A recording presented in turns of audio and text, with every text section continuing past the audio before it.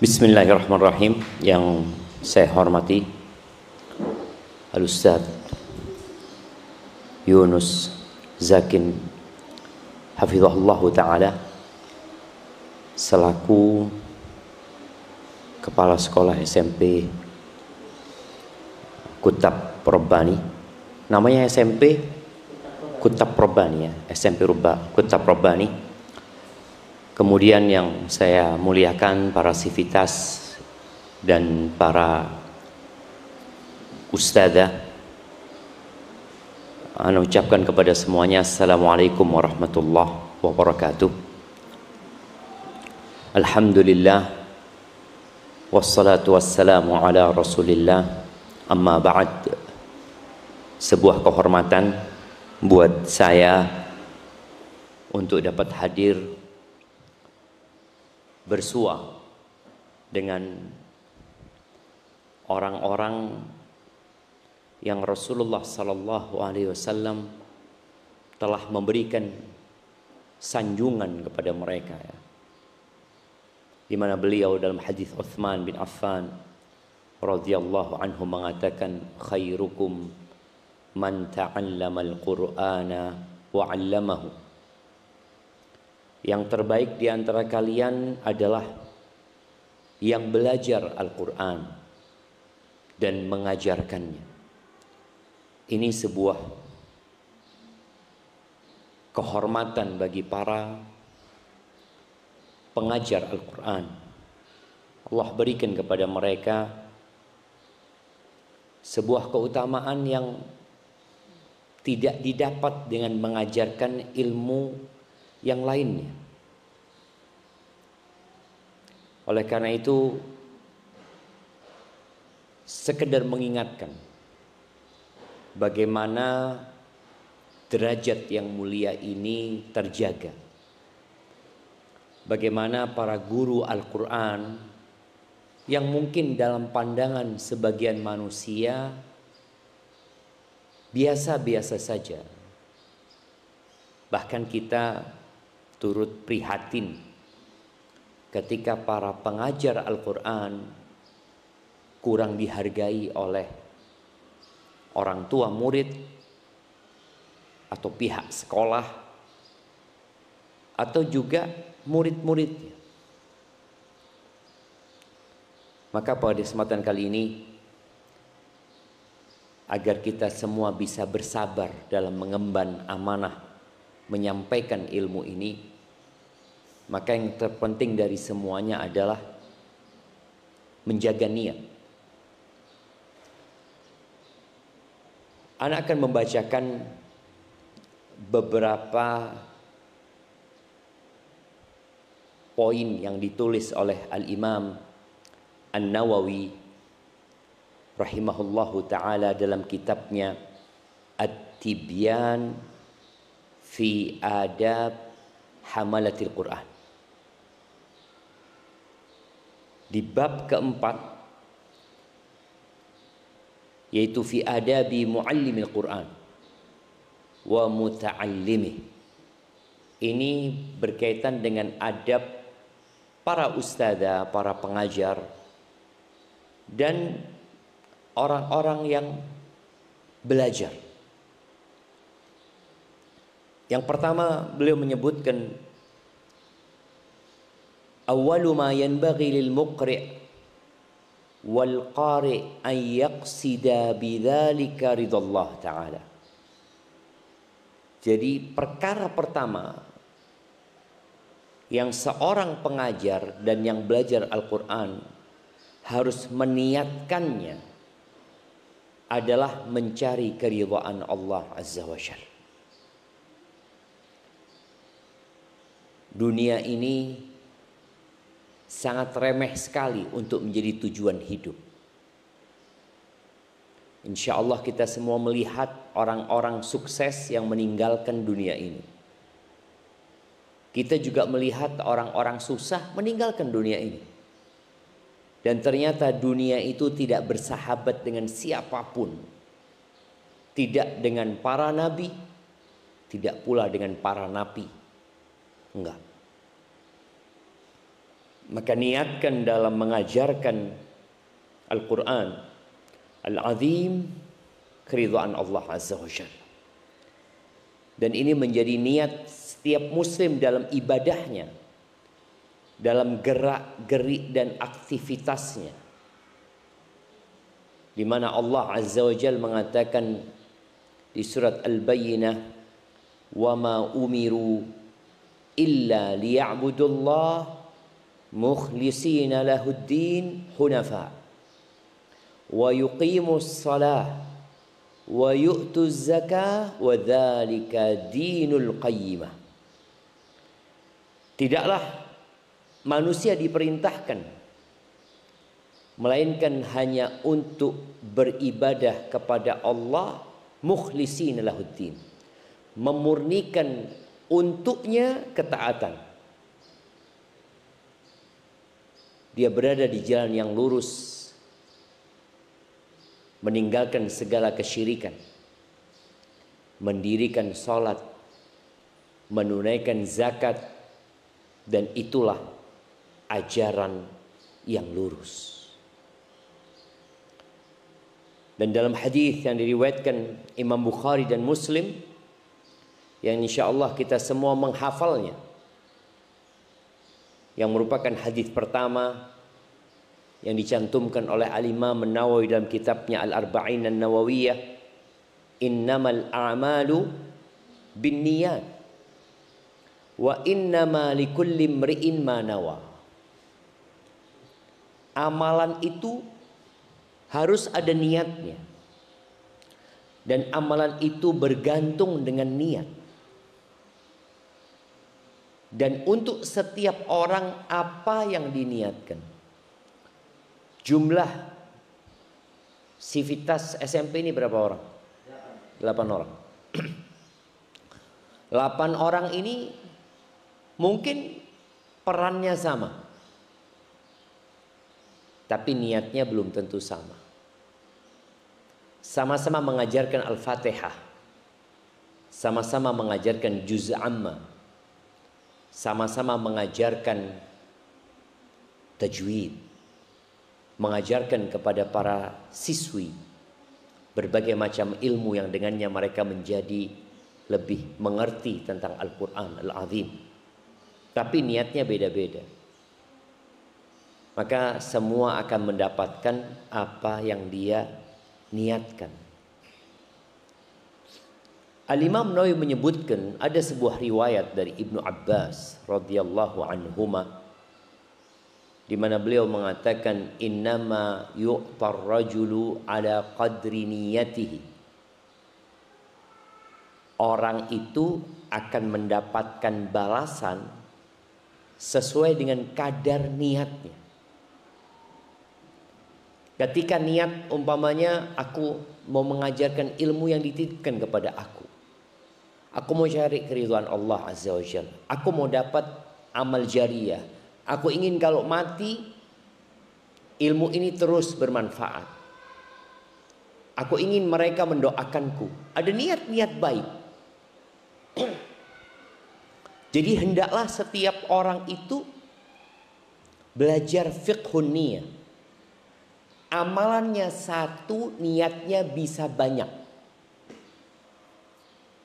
Ada yang niatnya kenapa? Daripada nganggur di rumah, ahsan ngajar. Ya udah, dia hanya mendapatkan mengisi waktu. Karena niatnya dia daripada nganggur di rumah, ahsan ngajar. Tapi ada yang niatnya mungkin ya nambah pengalaman. Ya udah, dia dapat pengalaman. Tapi tatkala seorang meniatkan mencari keridhaan Allah, yang kemudian Allah menawarkan banyak hal dengan Al-Quran tersebut. Dari sejak awal dia ingin mendapatkan rahmat Allah apabila dibacakan Al-Quran. Fastami'u lahu wa ansitu la'allakum turhamun. Dia niat, aku mau cari rahmat Allah. Aku ingin dapat dari setiap huruf itu 10 kebaikan. Aku ingin mendapatkan dari setiap ayat itu yang lebih baik dari seekor onta. Aku ingin mendapatkan derajat yang tinggi di surga. Aku ingin, aku ingin, aku ingin, aku ingin. Dia pasang niat yang banyak untuk amalan yang satu. Satu amalan. Oke, dikatakan oleh Ibnu Abbas, innama yu'tar rajulu ala qadri niyatihi. Sesuai dengan kadar niatnya. Kemudian diriwayatkan dari Abil Qasim Al-Qushairi rahimahullahu ta'ala, di mana beliau berkata, al-ikhlas ifradul haq fi ta'ati bil qasd. Yang namanya ikhlas itu menyatukan untuk Allah dalam ketaatan dan niat, yaitu dia menginginkan dengan ketaatannya mendekatkan diri kepada Allah tanpa ada embel-embel lainnya. Min tasannu'in li makhluk. Ada yang mau cari muka. Iya. Betapa banyak ya di sekolah-sekolah yang mungkin guru ini cari muka kepada atasannya dengan harapan dipromosikan, dengan harapan mendapatkan jabatan yang lebih tinggi. Awiktisabu mahmadatin indan nas. Atau dia punya niat cari pujian dari orang, atau cari cinta, atau cari pujaan dari makhluk, atau apa saja, kata beliau, yang di situ tidak mengandung unsur mendekatkan diri kepada Allah Azza wa Jalla. Qala wa yasih an yuqal al-ikhlas tasfiyatul fi'li an mulahadatil makhluqin. Yang namanya ikhlas itu memurnikan perbuatan dari perhatian makhluk. Nggak ngurus kita sudah sama namanya makhluk ini. Kenapa? Makhluk ini la yanfa wa la yadur. Makhluk itu sama dengan kita. Oh, tapi dia punya uang, tapi dia punya jabatan, dia punya kekuasaan, dia makhluk. Yang kita ingat sabda Nabi sallallahu alaihi wasallam, wa'lam annal ummata law ijtama'at ala an yanfa'uka bi syai' lam yanfa'u illa bi syai'in qad katabahu Allahu lak. Kalau seluruh umat manusia, bukan bicara yang ada di Kutab Rabbani, bukan bicara yang ada di yayasan, tapi seluruh manusia yang ada di muka bumi ini, jumlahnya 8 miliar manusia, kalau mereka bersatu padu untuk memberikan manfaat kepada kita nih, nggak akan bisa. Karena mereka makhluk sama dengan kita, kecuali yang Allah tetapkan buat kita.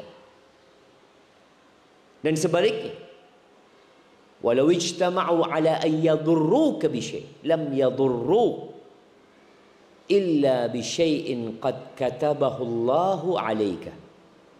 Kalau mereka bersatu padu untuk memberikan bahaya kepadamu, untuk memecatmu, untuk menyingkirkanmu, atau apapun niat-niat buruk. Tapi kalau Allah katakan tidak, ya enggak. Semua sudah ditulis dalam takdir Allah Azza wa Jalla. Maka di sini yang namanya ikhlas memurnikan amalan dari perhatian makhluk. Karena makhluk, buat apa kita itu minta perhatian dari mereka? Makanya sekarang ini kalau kita lihat ada orang-orang yang caper, ada orang-orang yang ingin menunjukkan eksistensi dirinya di media sosial, dia cari perhatian makhluk. Cari pujian dari mereka, sanjungan dari mereka, komentar positif dari mereka, share and like dari mereka. Maka tolong kita berusaha, orang-orang yang belajar Al-Quran, yang udah faham dengan Al-Quran, untuk berjuang ya, membersihkan hatinya dari perhatian makhluk. Hudzaifah Al-Mar'ashi rahimahullah mengatakan, al-ikhlas istiwa'u af'alil abdi fi dhahiri wal batin. Ikhlas itu adalah samanya perbuatan-perbuatan hamba ini, zahir dan batinnya sama. Jadi bukan wajahnya kelihatan ikhlas, hatinya riya. Jadi zahir dan batinnya sama. Dan disebutkan dari Dhunnun rahimahullah ta'ala, thalathun min alamatil ikhlas. Beliau mengatakan ada 3 hal yang menjadi indikator keikhlasan. Tanda-tanda ikhlas itu apa? Kadang-kala kita ini, semua orang maunya ikhlas. Saya maunya ikhlas, Ustaz. Tapi godaan itu hadir membuat kita akhirnya nggak ikhlas. Tapi sebagian orang nggak sadar kalau antum ini nggak ikhlas. Loh, dari mana antum tahu? Ini tanda yang pertama. Istiwa'ul madhi wa dzammi minal 'ammah. Buat dia sama saja pujian dan celaan dari orang-orang. Sama. Mau ada yang like, mau ada yang dislike, ada yang mau ngasih jempol atas, jempol bawah, ada yang mau ngasih love, buat dia sama saja. Kenapa? Dia memang nggak cari itu gitu. Sejak awal enggak. Engkau mau muji aku, mau mencela aku, fadhol gitu loh. Yang kedua, wa nisyanu ru'yatil amali fil a'mal. Dia lupa memandang amalannya itu. Dia tidak mengingat-ingat amalannya. Oh, aku ini sholat, aku ini, aku enggak. Udah dia beramal, selesai. Dan dia berharap Allah menerimanya. Jadi yang ada di dirinya itu harapan diterima. Makanya ketika Nabi Ibrahim membangun Ka'bah, beliau itu tidak memandang aku yang bangun Ka'bah, aku yang bersama putraku membuat bangunan ini jadi. Enggak ada. Yang ada, Rabbana taqabbal minna innaka antas sami'ul alim. Yang ada itu rasa takut nggak diterima. Bukan akhirnya merasa berjasa.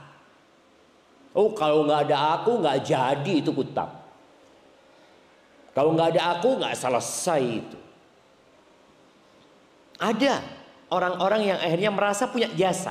Ikhlas itu hilangnya perasaan dia punya jasa. Nggak ada. Itu bisa berdiri. Sekolahan ini bisa berjalan. Karena apa? Karena Allah Azza wa Jalla. Jadi tandanya ikhlas itu dia melupakan amalan itu. Yang ada kekhawatiran amalannya nggak diterima.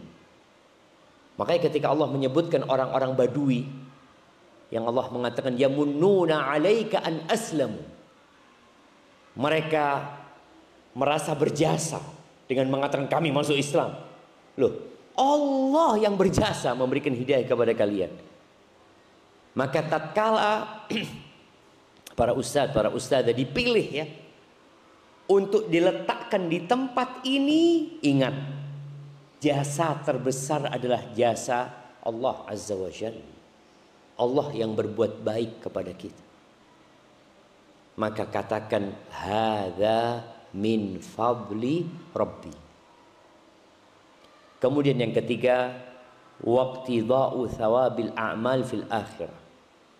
Dia menuntut pahalanya di akhirat. Di dunia dapat gaji, oh fadl, itu gaji. Tapi pahala enggak. Ana mau cari pahalanya di akhirat. Kalau ini ya gaji karena aku capek, aku lelah, uang lelah. Nggak ada masalah. Tapi kalau bicara pahala, enggak, Anda cari pahala di akhirat. Karena dunia yang akan ditinggalkan. Kenapa kita berharap pahala di sini, sedangkan kita tahu dunia ini nggak akan kekal dan abadi. Kemudian Al-Fudail bin Iyad radhiyallahu anhu mengatakan tarkul amali li ajlin nas riya. Meninggalkan sebuah amalan gara-gara manusia itu riya. Nggak sholat karena dilihat orang nanti. Yang kok riya malah berarti. Memang niatnya udah nggak benar gitu. Wal amalu li ajlin nas syirik. Berbuat untuk manusia itu syirik. Wal ikhlas, yang namanya ikhlas itu diselamatkannya dirimu dari kedua penyakit ini. Baik, ada ucapan Sahl At-Tasturi rahimahullahu ta'ala, dia mengatakan Nadhr al-Akyas fi tafsiril ikhlas. Orang-orang cerdas itu berusaha memikirkan apa sih definisi ikhlas itu. Falam yajidu ghaira hadha. Mereka tidak mendapatkan penafsiran ikhlas selain yang ini yang disebutkan, an takuna harakatuhu wa sukunuhu fi sirrihi wa alaniyatihi lillahi ta'ala wahdah. Hendaklah gerakan dia, geraknya, diamnya. Nih kalau kita bicara seorang ustadzah, seorang guru, dia berdiri, kadang-kala dia duduk, kadang-kala dia menunggu, kadang-kala dia mengawasin anak-anak sedang ujian, kadang-kala dia sedang memikirkan dan merenungkan tentang bagaimana mengembangkan sekolah ini. Geraknya, diamnya, dalam keadaan terlihat atau tersembunyi, lillahi ta'ala. La yumazijuhu syai'un, la nafsun wala hawan wala dunia. Di mana amalannya itu tidak dicampuri dengan sesuatu apapun, baik yang berkaitan dengan nafsu atau hawa, keinginan-keinginan, atau dunia. Subhanallah jemaah. Ana ingat dengan sebuah cerita yang disebutkan dalam kitab Wahyil Qalam, tentang cerita seorang yang mendapatkan musibah. Dia punya istri dan anak kelaparan. Dia nggak tahu mau apa. Dia ini disebutkan dalam kitab itu Abu Sayyad. Dia memang nelayan. Akhirnya dia berangkat ke seorang ustaz. Dia cerita, curhat, aku ini nggak tahu mau makan apa. Istri dan anak-anakku sudah kelaparan, kata dia. Ya udah, kata gurunya ini, kita berangkat ke pantai, kata dia. Dia cari ikan, nggak dapet ikan. Akhirnya ana lupa apakah dia sholat 2 rakaat kemudian berdoa lalu berangkat ke pantai. Kata gurunya ini, engkau tebarkan jalamu. Dia lemparkan itu jala. Subhanallah, dapat 2 ikan yang besar. Akhirnya 2 ikan itu dibawa ke pasar, dijual. Dia beli roti. Yang satu roti isi madu, yang satu roti isi keju.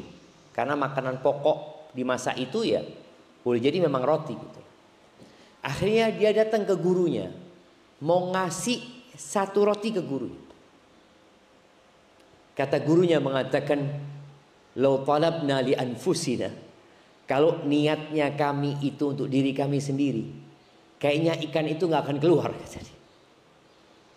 Itu buat engkau memang, kata dia. Lihat ya, innamal a'malu binniyat. Engkau bawa pulang, kata dia. Akhirnya bawa dia roti. Ketika dia melakukan perjalanan ke rumahnya, ada perempuan dan anaknya yang ngikutin dia. Karena dilihat bawa roti, diminta gitu.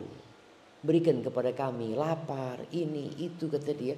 Dia mikirkan istri sama anaknya, nggak kuat dia. Iba, dia melihat di depannya ada orang yang lebih parah hidupnya dari dia. Anaknya itu menangis, emaknya merintih. Akhirnya sama Abu Sayyad diberikan jamu. Tersenyum anak itu memakan roti dengan lahap. Abu Sayyad yang mau pulang gak jadi pulang. Dia bingung, aku mau kemana, kata dia. Sudah, dia berangkat ke pasar sudah. Dia pokoknya jalan sana, tahu-tahu ada yang teriak-teriak. Man yadulluni ala Abi Sayyad, kata dia. Tanya, siapa yang menunjukkan aku ada orang namanya Abu Sayyad, kata dia. Kata orang pasar, loh itu yang jalan, kata dia. Oh, dipanggil, kata dia. Abu Said ini. Oh, ada apa, kata dia. Aku punya utang sama bapakmu, kata dia. 30.000 dirham. Dikasihkan ke Abu Said. Karena dia ahli waris satu-satunya. Bingung dia ya. Dapat uang 30.000 dirham. Memang dia adalah orang baik ya. Dia suka berbagi. Akhirnya uang itu dia bagikan sekali sodako 1.000 dirham ya. Banyak 1.000 dirham nih jamaah.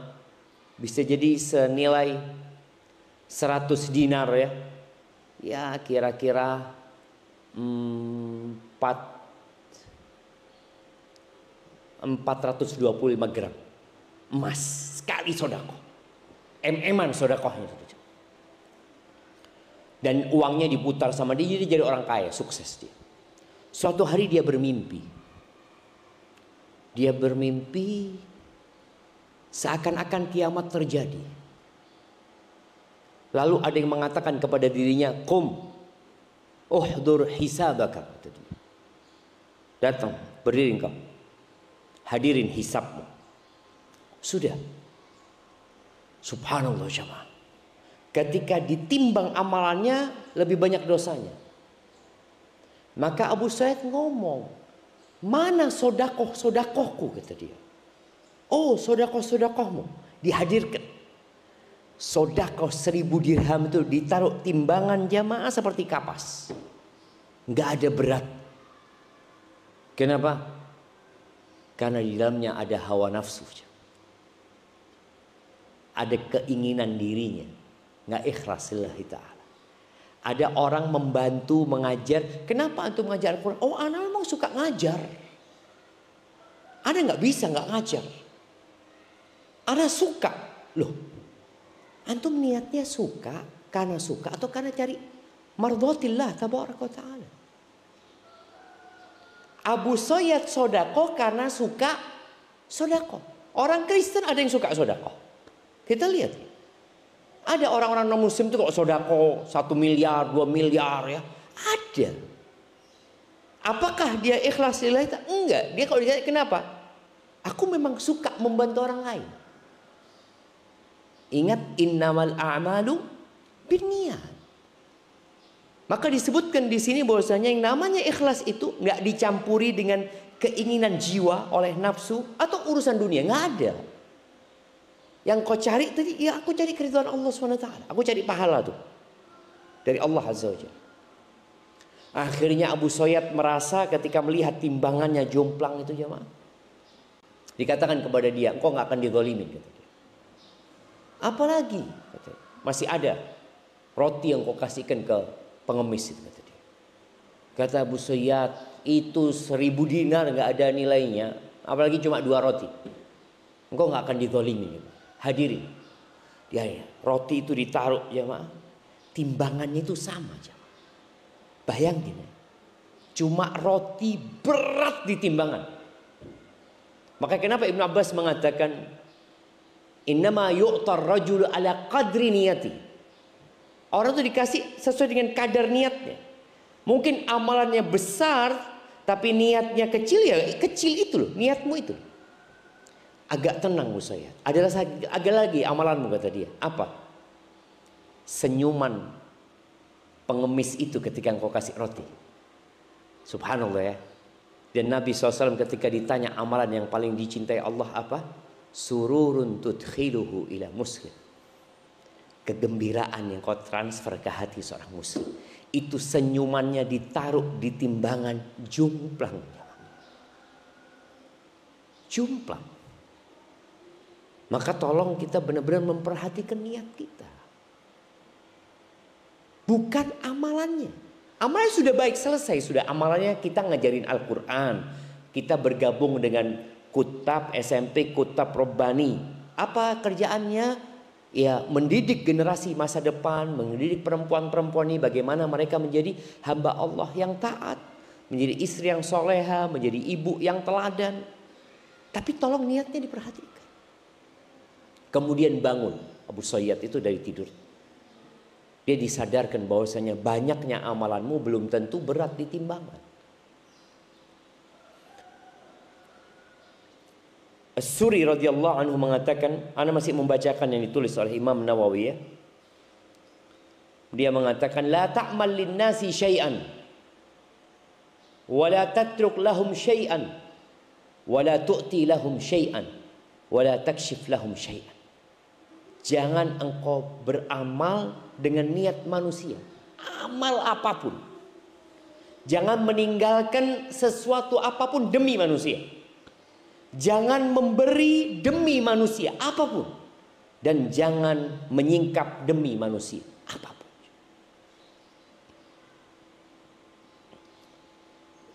Subhanallah, ada ucapan Al-Harith Al-Muhasibi di mana dia mengatakan as-sadiq huwa alladhi la yubali. Orang yang benar, yang jujur ya dalam amalannya adalah orang yang enggak peduli.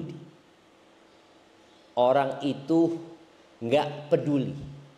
Walau kharaja an kulli qadrin lahu fi qulubil khalaik min ajli salahi qalbi. Kalau kedudukan dia, derajat dia keluar dari hati semua manusia, nggak ada yang kenal dia, nggak ada yang menghargai dia, nggak ada yang menghormatin dia, nggak ada yang peduli sama dia, nggak peduli dia. Yang penting hatinya benar. Wala yuhibbu itla'an nas ala mathaqili dzar min husni amali. Dan dia nggak suka amalannya diketahui sama orang. Nggak suka dia. Ada amalan yang harus kelihatan sama orang. Contohnya ya pendakwah, guru. Amalan itu kelihatan sama orang. Tapi dia nggak suka gitu. Bukan dia termasuk orang yang ingin dikenal ya. Wala yakrah ittila'an nas ala sayyi' min amal. Dan dia nggak benci kalau ada orang tahu dengan keburukan amalannya. Dan memang dia pelaku dosa gitu. Fa inna karahatahu lidzalik, karena kalau dia benci ketahuan dosanya sama orang, itu bukti kalau dia menginginkan tambahan kedudukan di sisi manusia. Walaysa hadza min akhlaqis siddiqin. Itu bukan akhlaknya orang-orang siddiqin. Baik, ada banyak di sini disebutkan ya ucapan para salafus saleh. Di bab selanjutnya ada satu lagi mungkin disebutkan di sini, fasal wa yanbaghi an la yaqsida bihi tawassulan ila gharadin min aghradid dunya. Dan sepantasnya dia tidak meniatkan dengan mengajarkan Al-Quran ini dalam rangka mencapai target-target duniawi. Apa target-target duniawi disebutkan di sini?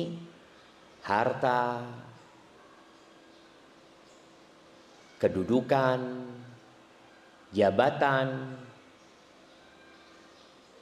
lebih daripada kawan-kawannya, atau pujian manusia, atau ingin perhatian dari orang-orang agar orang-orang memandang dia, oh ini ustazah yang hebat, ini masya Allah gurunya ini perhatian banget, nggak kayak ustazah fulana. Kadang-kadang ada orang akan mengatakan itu gitu loh. Kemudian disebutkan wala yashubal muqri'u iqra'ahu bi tama'in fi rifqin yahsul lahu min ba'di man yaqra' alaih. Ini juga jangan sampai para ustazah, para guru ini dengan mengajarkan itu ada ambisi untuk mendapatkan sesuatu dari yang diajari. Oh ini anaknya orang kaya nih, kayaknya anak kalau ngajar dia ya akan dapat privilege lebih lah dari orang tuanya, umpamanya seperti itu. Jangan ya. Kemudian Allah berfirman di sini disebutkan man kana yuridu harthal akhirah nazid lahu fi harthih. Barang siapa yang ingin hasil akhirat ya, kebun akhirat, kata Allah kami tambahkan buat dia. Tapi barang siapa man kana yuridu harthad dunya nu'tihi minha wa ma lahu fil akhirati min nasib. Yang tujuannya adalah dunia, kami akan kasih dunia ini gitu loh. Fir'aun Allah kasih. Fir'aun Allah kasih. Kita lihat ya, kita lihat di Indonesia orang-orang terkaya itu nggak ada yang muslim, nggak ada yang muslim. Allah kasih mereka. Tapi kata Allah, wa ma lahu fil akhirati min nasib, nggak ada bagian dia di akhirat nanti. Dan ada hadis Nabi sallallahu alaihi wasallam ya, man ta'allama ilman mimma yubtagha bihi wajhullah, barang siapa yang belajar ilmu yang ilmu ini seharusnya ditujukan mencari wajah Allah azza wa jal. Kalau belajar matematika ya memang cari dunia, kalau belajar teknik ya untuk kerja, tapi kalau belajar agama ya untuk diamalkan. Kalau ternyata dia belajar ini untuk mencari, la yata'allamuhu illa liyusiba bihi gharadan minad dunya, ternyata dia belajar untuk mencari kenikmatan dunia aja gitu. Lam yajid arfal jannah yaumal qiyamah, bau surga dia tidak akan mendapatinya pada hari kiamat. Barakallahu fiik. Kemudian ada tambahan, jangan sampai tujuannya ya follower. Di sini disebutkan ya, sekarang subhanallah ya, Imam Nawawi sudah mengingatkan zaman dulu ya. Wal yahdhar kullal hadar min qasdihi takatsur bi kathratil mushtaghilina alaihi wal mukhtalifina ilaihi. Hendaklah dia menghindari sehindar-hindarnya dari tujuan takatsur, mendapatkan follower yang lebih, mendapatkan pengikut supaya banyak yang belajar sama dia. Dan biasanya orang kalau niatnya seperti ini, dia nggak suka kalau datang ustadzah baru. Dia nggak suka. Umpamanya dia bintang, nih ustadzah bintang ya. Tahu-tahu ada ustadzah anggap lulusan Madinah, gabung sama SMP. Kalau seorang yang ikhlas lillahi ta'ala, dia akan gembira dengan datangnya orang ini. Alhamdulillah, ada yang meringankan bebanku. Alhamdulillah. Bahkan dia akan arahkan muridnya, kalau engkau ingin tambah ilmu, belajar sama ustadzah fulan. Tapi kalau dia tujuannya memang ingin dapat murid yang banyak, follower yang banyak, ketika ini kedatangan ustadzah baru, dia akan menganggap ustadzah itu saingan buat dia. Akhirnya terjadi sesuatu yang tidak sehat di dunia pendidikan. Ketika para ustadzahnya bersaing, bukan fastabiqul khairat, tapi bersaing tadi untuk mendapatkan perhatian dari murid-murid. Ini Imam Nawawi benar-benar mewanti-wanti ya. Bahkan beliau mengatakan, wa hadhihi musibatun yubtala biha ba'dul muallimin al-jahilin. Beliau mengatakan ini musibah yang banyak menimpa muallim yang bodoh. Wa hiya dalalatun bayyinatun min sahibiha ala su'i niyatihi wa fasadi tawiyatihi. Ini bukti nyata kalau orang itu, kalau guru itu, kalau muallim itu niatnya nggak benar, hatinya rusak sudah. Bal hiya hujjatun qati'atun, bahkan itu menjadi hujjah yang pasti bahwa dia pada hakikatnya mengajarkan bukan mencari keridhaan Allah azza wa jalla. Kalau dia mencari keridhaan Allah, dia nggak akan benci kalau ada ustadzah baru. Dia nggak akan benci kalau ada orang yang lebih pintar dari dia. Bal qala li nafsi ana aradtu ta'a bi ta'limih wa qad hasaltu. Aku ingin ketaatan dengan mengajarkannya, dan alhamdulillah dengan adanya ustadzah baru ini aku tetap dapat pahala gitu loh. Jadi hendaklah setiap orang itu sering-sering bermuhasabah ya. Taib yang terakhir, di sini ada ucapan Ali bin Abi Thalib ya, diriwayatkan dalam Musnad ad-Darimi, ya hamalatul Quran Au qala ya hamalatal ilm i'malu bihi. Amalkan yang kalian ketahui. Ilmunya diamalin. Fa innamal alim man amila bima alim. Yang disebut orang alim itu yang mengamalkan ilmunya. Wa wafaqa ilmuhu amalahu. Ilmunya sesuai dengan amalannya. Wa sayakunu aqwamun yahmiluna al-ilm. Akan ada nanti para guru, orang-orang yang berilmu, yang ilmunya la yujawizu taraqiyahum, yang ilmunya tidak melewatin kerongkongan mereka. Yukhalifu amaluhum ilmahum, amalnya tidak sesuai dengan ilmunya. Wa tukhalifu sariratuhum alaniyatahum, rahasianya dia yang tersembunyi menyelisihi realita dan kenyataan yang dia tampakkan.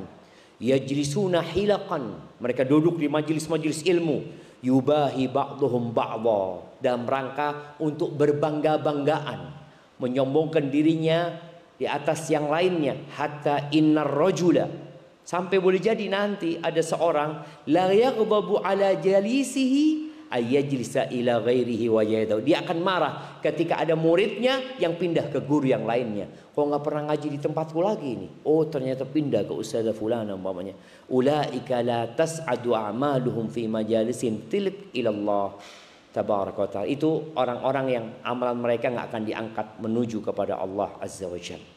Ingat ucapan Imam Syafi'i, beliau berkeinginan orang itu mengamalkan, mengambil manfaat dari ilmunya Imam Syafi'i tanpa ada satu pun ilmunya yang dinisbatkan kepada beliau.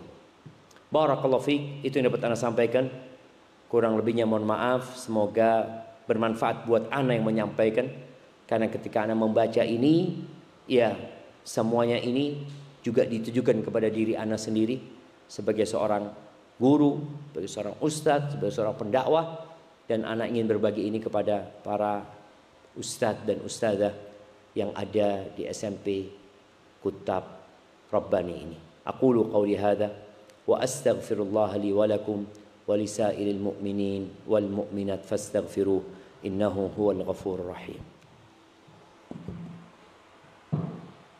Baik, warahmatullahi wabarakatuh. Mungkin kita buka sesi pertanyaan, 3 pertanyaan buat para ustadzah. Mungkin ada yang mau bertanya, disilakan. Apa ada yang mau bertanya Ustaz? Ada? Tidak ada? Berarti nangkap semua tadi ya pembicaranya Ustaz ya? Baik, kalau begitu saya mewakili Ustazah untuk bertanya. Loh, mewakili? Mewakili karena tidak ada pertanyaan. Ustaz, bagaimana kiat kita Ustaz untuk menghadapi cobaan godaan dari pihak eksternal? Jadi prediksi kita di awal ya, ini buat para ustazah juga, bahwasanya Ustaz Syafiq salah satu pemakarsa SMP Kota Bogor. Jalannya itu kan tidak mulus, pasti ada dinamika. Awalnya kita prediksi itu godaan-godaan dari pihak eksternal, dari luar. Kok setelah perjalanan kita itu dari pihak internal? Mungkin kiat-kiat apa yang harus kita lakukan supaya tidak ya bisa menghadapi. Baik, Afwan, boleh dikasih contoh mungkin seterusnya supaya lebih realistis ya. Godaannya seperti apa modelnya gitu? Ya menghambat program-program kita usulkan, misalkan program-program, tapi untuk eksekusi itu lama, harus menunggu dulu, jadi harus ada beberapa kali pertemuan, sehingga apa yang sudah kita rancang dengan tim itu harus tertunda karena sebab ini dan itu. Masya Allah, barakallahu fiik. Nah, apa yang disampaikan oleh Ustaz Yunus itu sebenarnya dinamika yang terjadi di semua lembaga pendidikan ya. Jadi mungkin masukan dari Ana, kita itu harus belajar yang namanya organisasi ya. Ana sering sampaikan ke beberapa kawan yang mengeluh ya, karena di tempat dia Dia mengusulkan ini itu macam-macam, tapi nggak di ACC ya, bahkan lambat responnya. Terus mereka mau bergerak sendiri. Anak katakan jangan. Kenapa kok jangan? Ya kita ini anak buah. Kita harus belajar bahwasanya ada atasan kita. Ketika kita punya usulan yang bagus, kemudian nggak dijalankan, ya sabar. Kenapa kita perlu bersabar? Karena pertimbangan kita hal itu bagus. Tapi boleh jadi ada faktor lain yang dipertimbangkan oleh pemegang kebijakan yang membuat usulan kita nggak diterima. Berapa banyak program-program, contoh di STDI, ketika kita rapat, Ana sendiri sebagai pimpinan di salah satu divisi yang anak buah di tempat lain. Jadi anak buah Ana ya harus nurut sama Ana, tapi Ana harus nurut sama yang ada di atas Ana. Pokoknya yang perlu kita lakukan, Ana ngomong sama anak, sudah kita usulkan di ACC, alhamdulillah nggak di ACC, ya sudah sabar kita. Sambil berdoa terus, dan boleh jadi ternyata atasan kita itu mengikuti usulan kita, tapi setelah berapa bulan itu banyak terjadi. Karena kadangkala kursi kepemimpinan ini panas. Jadi merasa usulan itu ya harus dari Ana. Kalau dari anak buah ada usulan yang bagus, kadangkala dianggap ya kurang bagus gitu. Seperti kalau mungkin Ustadz Yunus orang yang kaya raya, pakai tas harga 300.000, tapi karena Ustadz Yunusnya orang kaya, orang kan mengira 300 juta gitu. Karena orangnya sudah. Tadi ketika jadi pemimpin itu memang kita harus berlapang dada ya, kita harus belajar tawadhu. Disebabkan kita merasa usulan kita itulah yang terbaik. Jadi tatkala kita mengusulkan, sudah usulkan tinggal. Usulkan tinggal. Terus kita berdoa memohon kepada Allah Azza wa Jalla. Tapi memang kita harus memahami karakter atasan kita. Juga ini penting buat para ustadzah memahami karakter sesama. Ingat nanti akan ada struktur organisasi. Boleh jadi ustadzah seperti yang saya contohkan tadi, pimpinan di salah satu divisi, tapi anak buah di divisi lainnya gitu loh. Jadi anak buah ini harus pinter-pinter, bahasanya itu ngape hati. Bukan dalam rangka cari muka, bukan. Supaya program ini jalan gitu loh. Kita ingin nyampaikan, ini bagus loh programnya, ini seharusnya gini-gini. Ketika kita memahami karakter atasan kita, yang memang atasan kita ini orang yang sibuk, kadang-kadang kita WA sekali nggak di balas, itu sudah WA kedua, ketiga, keempat. Ada orang yang harus didatengin. Ada karakter orang kalau di WA nggak dibales, tapi kalau didatengin baru direspon. Jadi hendaklah kita memahami karakter orang-orang itu sehingga cara masuknya itu kita tahu. Sambil memahami diri kita ini anak buah. Ketika posisinya anak buah gitu loh. Karena kadangkala ya Ana merasakan di emak-emak ini kadang-kadang baperan ya. Beda sama bapak-bapak. Ana sempat ngomong sama istri Ana, ada kepanitiaan ini itu, dia usul ini nggak. Ana ngomong siapa ketuanya? Fulana. Ya sudah, apa kata ketua gitu loh. Nggak usah baper. Kita ini tujuannya lillahi ta'ala tadi. Ketika tujuan lillahi ta'ala, usulan kita nggak diterima, program kita nggak dijalankan, insya Allah kita tetap dapat pahala. Kita udah bahas innamal a'malu binniyat. Kalau niatnya nggak ikhlas, kita akan sakit hati. Karena niatnya kita bukan untuk Allah, niatnya kita supaya program ini dijalankan dengan prakarsa dari saya gitu loh. Saya memprakarsa, enggak, jangan, sudah. Dan ada bahasa yang penting ya, ketika memohon. Contohnya ketika ada bapak ketua atau apa ya, kita perlu ketika rapat mengatakan alhamdulillah ini adalah program yang atas usulan Bapak ketua kita ya, ketua kita yang memperhatikan. Udah puji dia dengan harapan dia memperhatikan kita gitu loh. Kalau kita ini suka dengan dia. Tapi kalau kita mulai dengan mengatakan ini gara-gara ketua kita tidak perhatian sama kita, akhirnya mundur-mundur, jangan. Bahasanya harus bahasa yang baik ya. Al-kalimatut thayyibah shadaqah, dan Allah Azza wa Jalla mengatakan wa qul li'ibadi yaqulu allati hiya ahsan innasyaitana yanzaghu bainahum. Barakallahu fiik. Mungkin seperti itu saudara.